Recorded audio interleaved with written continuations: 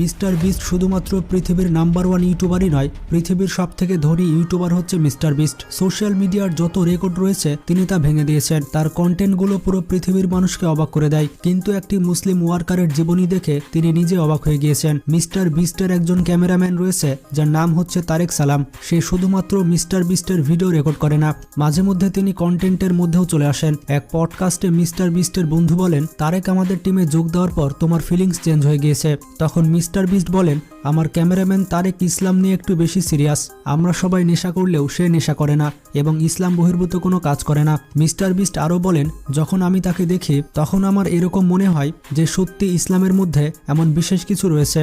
বিস্টের টিমের একজন মেম্বার বলে, যখন আমরা কাজে সবসময় ব্যস্ত থাকি তখনও তারেক তার নামাজ মিস করে না, সে সবসময় 5 ওয়াক্ত নামাজ পড়ে। তো বুঝতেই পারলেন তারেককে দেখে মিস্টার বিস্ট ইসলাম ধর্মকে অনেক ভালোবেসে ফেলেছে। আসলে প্রত্যেকটি মুসলমানের এমনই হওয়া উচিত।